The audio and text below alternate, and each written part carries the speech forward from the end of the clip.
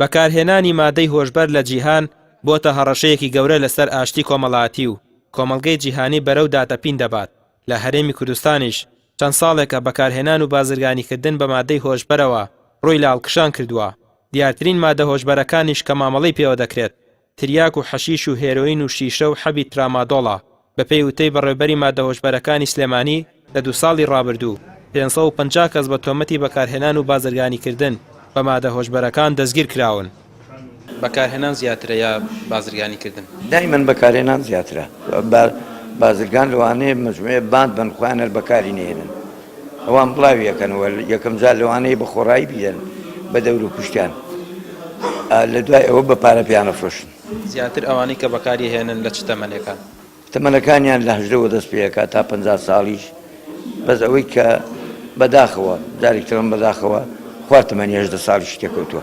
مەمەنە شارینەوەکاری باسی یەکەین بەڵە جاران هەبوو باندیش دروست دەبوونە لە ناو ساکسازیە سا زۆر کەم بۆتەوە. ئێستا شەیە بەڵام کەم بۆتەوە زۆر من وازەکە مەر نەژماوێت. ڕێکخراوێکی ناحوکمی زیادبوونی بەکارهێنانی مادە هۆشبەرەکان بە زەنگێکی مەترسیدار دەزانێت.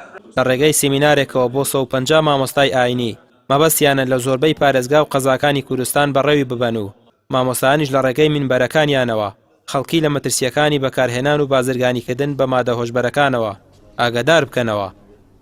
هەڵمەتێکمان بە ناوی هەڵمەتی بەرەنگاربوونەوەی مادەی هۆشبەر بە دروشمی کۆمەلگاک ببێ مادەی هۆشبەر ڕاگەاندووە. ئەم هەڵمەتەوە 5 قۆناغە. قۆناغێکەم لە سلەیمانیە لەگەڵ 150 مامۆستا ئاینی کۆبوونێتەوە. قۆناغی دووەممانە چێتە شارەزوورە، چێتە ڕاپەڕینە، چێتە گەرمیان و بۆ لە هەڵەبجە کۆتایی پێدێت. پلانمان هەیە 4000 مامۆستای ئاینی لە سیمینارەکانمان بەشداری بکەن. ئێمە بابەتەکانی مادەی هۆشبەرە خەینە ڕوو، لێکەوتۆ مەترسیەکان دەستنیشان دەکەین و ڕەوشی مادەی هۆشبەر دەخەینە ڕوو. ئێمە بۆ مامۆستایانی ئاینیمان هەڵبژاردووە لە بەرەوەی مامۆستایانی قودوەی ئەم کۆمەڵگایەن و ڕۆڵ و پێگەیەکی معنەوی دینی بەرزیان هەیە لە مینبەری مزگەوتەکانەوە دیسانەوە. بەشی دووەم لەم هەڵمەتە فراوانەکەن خەنە ڕوو بۆ کەسانێک کە لە کۆمەلگادا.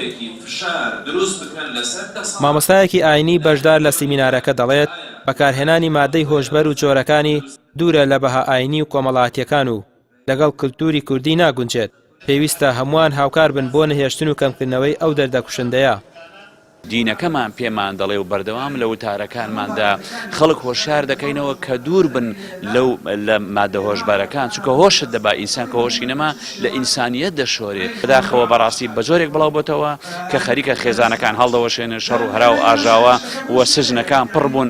بەڕاستی ئەگەر بێت و بە هەموو لایەک دژایەتی بکەین و کەمی بکەینەوە پێشی حکومەت قازانجەکان. بڵاوبوونەوەی مادە هۆشبەرەکان و هاوردەکردنی بۆ کوردستان لە ڕێگەی سنوورەکانەوەیە، بە تایبەت ئێران و بەغدا. ساڵی ڕابردووش لە پارێزگاکانی عێراق 500 کەس بە تۆمەتی بەکارهێنان و بازرگانیکردن بە مادە هۆشبەرەکان دەستگیر کراون. دەوترێت تا سنوورەکان توندوتۆڵ نەکرێن و سەرچاوەکەی وشک نەکرێت. ڕێگریکردن لە پەرەسەندنی مادە هۆشبەرەکان کارێکی ئەستەمە. ڕامیار عوسمان، کەناڵی ئاسمانی پەیام، سلێمانی.